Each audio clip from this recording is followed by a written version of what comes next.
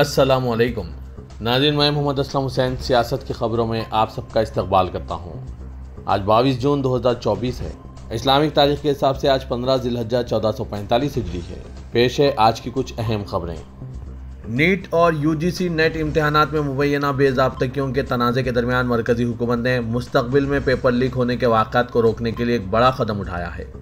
हुकूमत ने अवामी इम्तहानात यानी गैर मुनसिफाना तरीक़ों की रोकथाम एक्ट 2024 को मुतलक़ किया, जिसका मकसद मुल्क भर में मुनक़िद होने वाले मुसाबक़ती और मुश्तरका दाखिला इम्तहानात में धोखाधही को रोकना है। यह कानून इस साल फरवरी में पार्लियामेंट में मंजूर किया था, जो 21 जून 2024 से नाफिजुल अमल हो गया।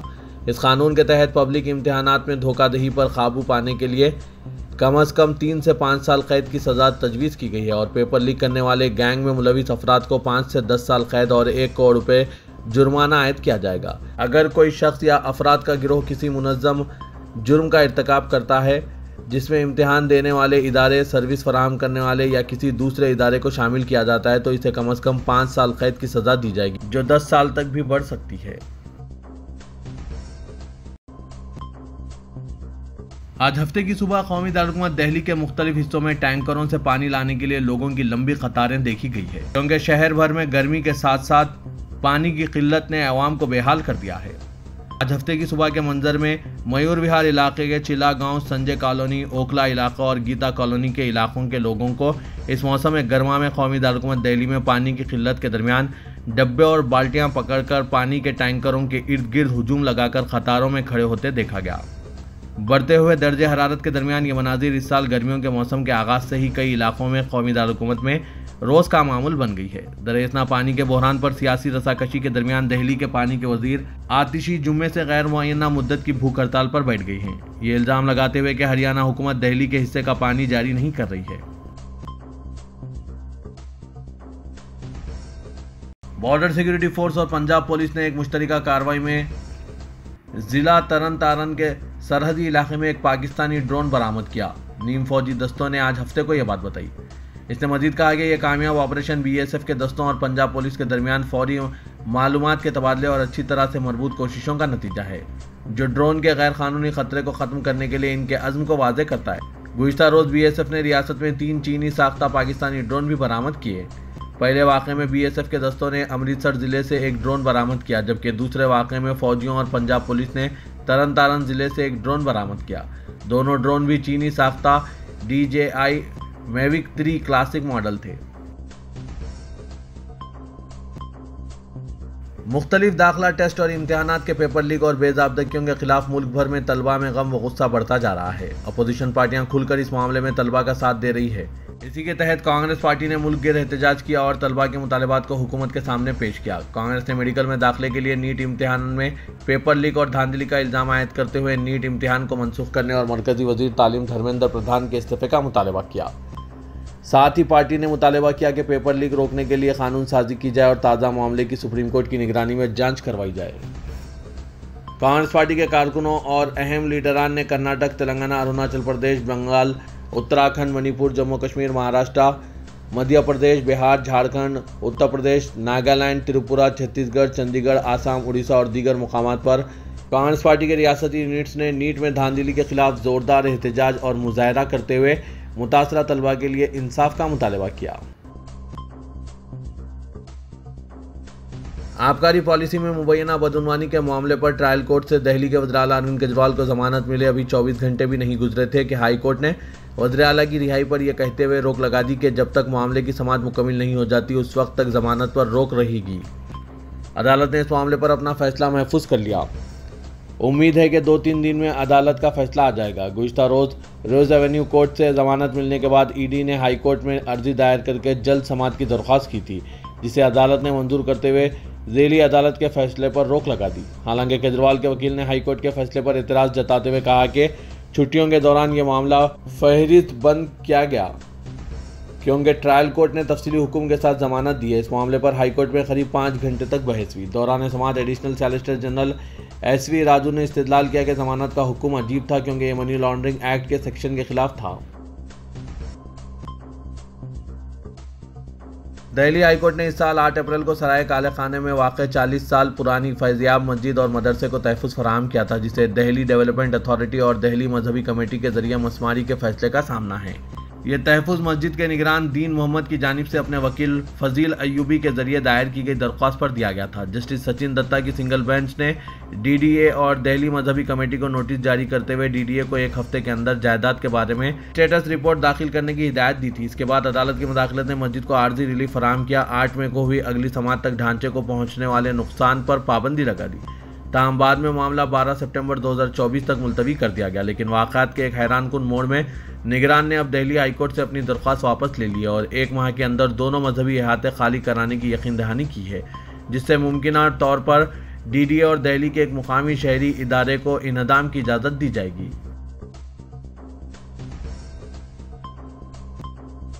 कांग्रेस पार्टी ने अपने सीनियर तरीन रुकन को अबूरी स्पीकर न बनाए जाने पर सख्त बरहमी का इजहार करते हुए इसे पार्लिमानी जमहूरियत से इनहराफ करार दिया। काबिल जिक्र है कि अबूरी स्पीकर का बुनियादी काम 18वीं लोकसभा के नवमुंतखब अरकान को हलफ दिलाना और स्पीकर के इंतखाब तक ऐवान ज़ेनी की सदारत करना है। भारतीय जनता पार्टी ने अपने लीडर और 7 मरतबा के मेंबर पार्लियामेंट भरतहरी मेहताब को लोकसभा का अबूरी स्पीकर मुकर्रर किया, जबकि कांग्रेस के मेंबर पार्लियामेंट नील सुरेश 8 मियाद से लोकसभा के मेंबर है। इस सिलसिले में पार्लिमानी उमूर के वजीर किरण रिजिजू ने ऐलान किया कि सदर द्रौपदी मुर्मू ने हरी मेहताब को अबूरी स्पीकर मुकर्रर किया और इनकी मदद सीनियर अरकान कांग्रेस लीडर के सुरेश, डीएमके लीडर TR बालू, बीजेपी लीडरान राधा मोहन सिंह और फगुन सिंह गलस्ते और टीएमसी लीडर सुदीप बंदोपाध्याय करेंगे। किरण रिजिजू के इस ऐलान के फौरी बाद कांग्रेस ने बीजेपी की क़यादत वाली हुकूमत पर अबूरी स्पीकर के इंतखाब में 8 बार लोकसभा के रुकन के सुरेश को नजरअंदाज करके पार्लिमानी उसूलों को तबाह करने का इल्जाम आयद किया।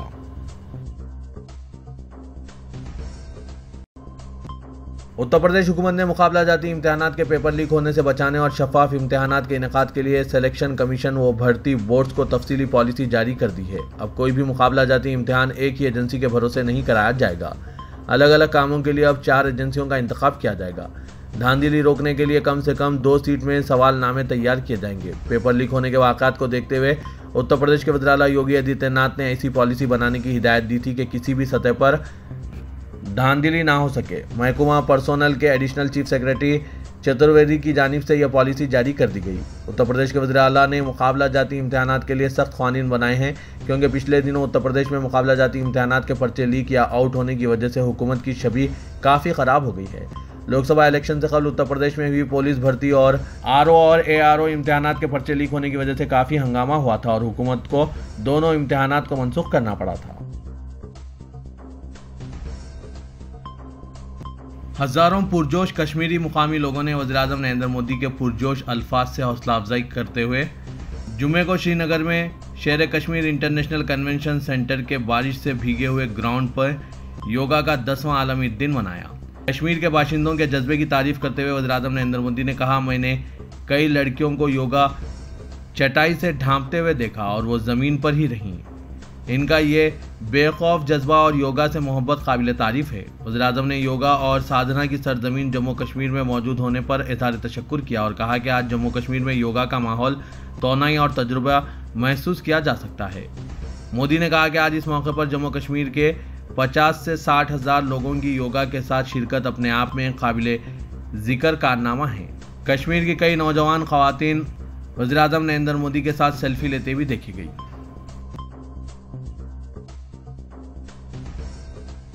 मरकजी वजीर बंडी संजय कुमार ने एक बार फिर सनसनीखेज तबसरा करते हुए कहा कि तेलंगाना में भारतीय जनता पार्टी के इख्तिदार में आते ही पुराने शहर हैदराबाद में चार मीनार से मुतसिल भाग्य लक्ष्मी मंदिर को गोल्डन टेम्पल में तब्दील कर दिया जाएगा। बंडी ने कहा कि देवी भाग्य लक्ष्मी की मेहरबानी से ही भारतीय जनता पार्टी ने तेलंगाना में 8 MP सीटें जीती है। उन्होंने कहा कि प्रजा संग्राम यात्रा भी देवी भाग्य लक्ष्मी की मेहरबानी से कामयाब हुई थी। बंडी संजय ने कहा कि बीजेपी एक ऐसी वाहिद पार्टी है जिसने ये दिखाया है कि एक कॉरपोरेटर भी मरकजी वजीर बन सकता है, चाय वाला वज़ीर-ए-आज़म बन सकता है। आज तेलंगाना में बीजेपी ना रुकने वाली ताकत बनकर उभरी है और रियासत में इख्तिदार में आने तक जद्दोजहद जारी रखेंगी। बंडी संजय ने कहा कि वो खून के आखिरी कतरे तक पार्टी के लिए काम करेंगे। नाज़रीन, बंडी संजय के ख्यालात पर आपकी क्या राय है? क्या वाकई बीजेपी तेलंगाना में इख्तिदार में आएगी? क्या वाकई भाग्य लक्ष्मी मंदिर को ये गोल्डन टेम्पल में तब्दील करेंगे? आप अपने ख्यालात कमेंट के जरिए ज़रूर बताइएगा।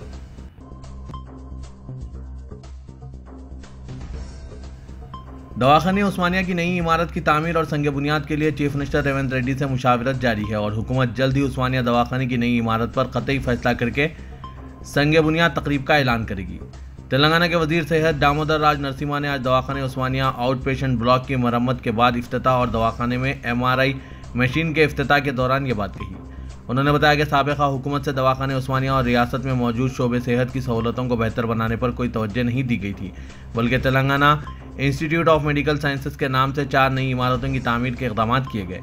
उन्होंने दवाखाने उस्मानिया में सहूलतों को बेहतर बनाने पेशरो हुकूमत के मौक़िफ़ को तनकीद का निशाना बनाते हुए कहा कि तेलंगाना में इक़्तिदार पाने के बाद कांग्रेस ने दवाखाने उस्मानिया के अलावा दीगर सहूलतों को बेहतर बनाने के इक़दाम का फैसला किया है। दामोदर राज नरसिम्हा ने बताया कि हुकूमत सरकारी तिब्बी सहूलतों को बेहतर बनाने के इक़दाम कर रही है। साबिक़ स्पीकर असेंबली पोचाराम श्रीनिवास रेड्डी ने आज कांग्रेस में शमूलियत इख्तियार कर ली।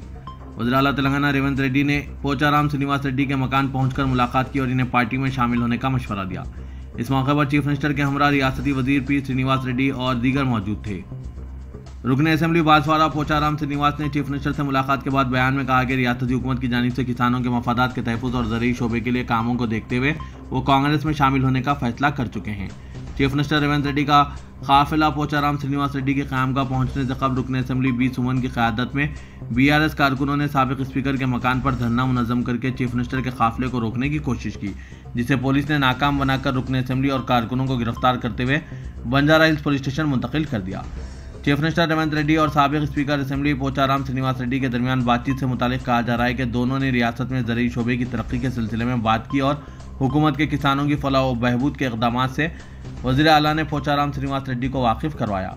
पोचाराम श्रीनिवास रेड्डी के मुताबिक इस मुलाकात के दौरान चीफ मिनिस्टर ने इन्हें तयक़ुन दिया कि वो इन्हें रियासती हुकूमत में बेहतर मुकाम देंगे और ज़रूरी शोबे की तरक्की के लिए इनसे मुशावरत का सिलसिला जारी रहेगा। चीफ मिनिस्टर ने पोचाराम श्रीनिवास रेड्डी से ख्वाहिश की कि वो सरपरस्त की तरह इनकी और हुकूमत की रहनुमाई करें। शहर हैदराबाद में पेश आ रही कत्ल की वारदातों के बाद अब ऐसा जाहिर हो रहा है कि सिटी पुलिस नींद से जाग रही है और सिटी पुलिस ने रॉडी शीटर्स को काबू में करने खुसूसी इक़दाम करने का फैसला किया है। एक तरफ शहर में पुलिस अपनी कार्रवाइयों में मसरूफ़ है तो दूसरी तरफ रॉडी शीटर्स भी अपनी कार्रवाइयों में मसरूफ़ हैं। रोज़ाना कई कत्ल की वारदातें पेश आ रही है।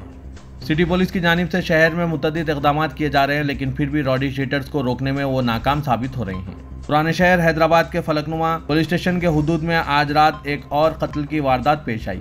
कातिल ने अपने आप को पुलिस के हवाले कर दिया। वाज़ेह के पिछले कुछ दिनों से शहर हैदराबाद में कत्ल की वारदातों में इजाफा हो गया है और इस पर शहरियों की जानिब से पुलिस की कारकर्दगी पर सवालिया निशान उठाए जा रहे हैं, जिसके बाद हैदराबाद सिटी पुलिस सरगर्म नजर आ रही है। रात के औकात में होटलों और पान शॉप्स को जल्द बंद कराया जा रहा है। रोजाना की असास पर होटलों के मालिकीन से ACP कैडर के अफसरान बात करके ताउन की अपील कर रहे हैं। कई इक़दाम के बावजूद शहर में कत्ल की वारदातें रुकने का नाम नहीं ले रही है।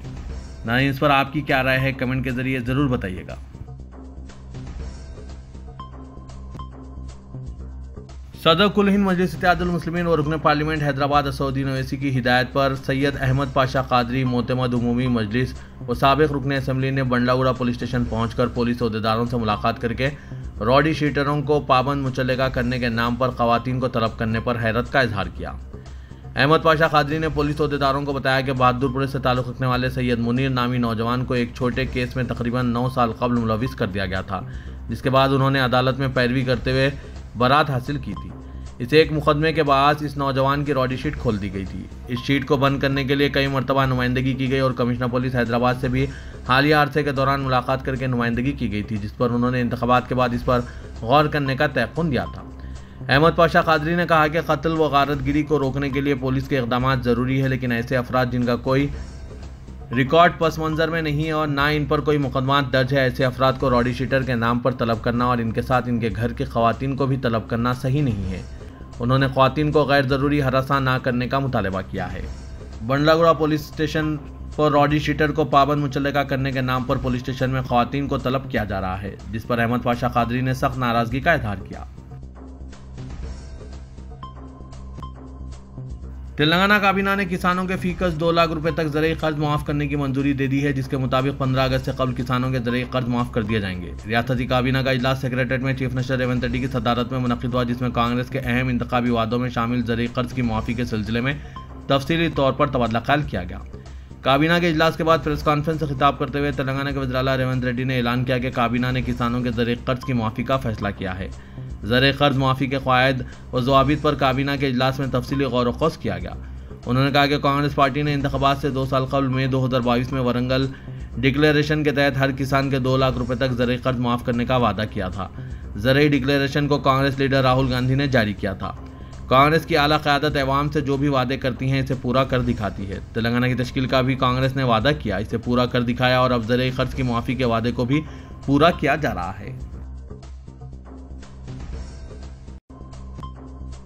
इदारे सियासत के महबूब हुसैन जिगर कैरियर गाइडेंस सेंटर वाक़ दफ्तर सियासत एबिट्स में कंप्यूटर्स के प्रोफेशनल कोर्सेज का आगाज़ किया गया है, जिसमें पाइथन फुल स्टैक डेवलपमेंट कराया जा रहा है। पाइथन फुल स्टैक डेवलपमेंट का फ्री बूट कैंप कल इतवार 23 जून को शाम 6 बजे इदारे सियासत के महबूब हुसैन जिगर कैरियर गाइडेंस सेंटर में मुनक़्क़िद किया जा रहा है। पाइथन फुल स्टैक डेवलपमेंट की दुनिया भर में मांग को देखते हुए इदारे सियासत ने पाइथन फुल स्टैक डेवलपमेंट के कोर्सेज का आगाज अमल में लाया है, जिसमें HTML, MySQL, CSS, JavaScript, Django, Python वगैरह कराया जाएगा। माहिर असातिज़ा की निगरानी में ये कोर्सेज चलाए जा रहे हैं। आज के इस सबक़त के दौर में कोई भी पीछे नहीं रहना चाह रहा है। आप हजरात भी अपने अंदर छुपे टैलेंट को बाहर निकालने के लिए इदारे सियासत के इन कोर्सेज से इस्तेफादा हासिल जरूर कीजिएगा। मजीद तफसीलात के लिए इन फ़ोन नंबरात पर रब्त पैदा कर सकते हैं। फ़ोन नंबर है 9000191481 9393876978।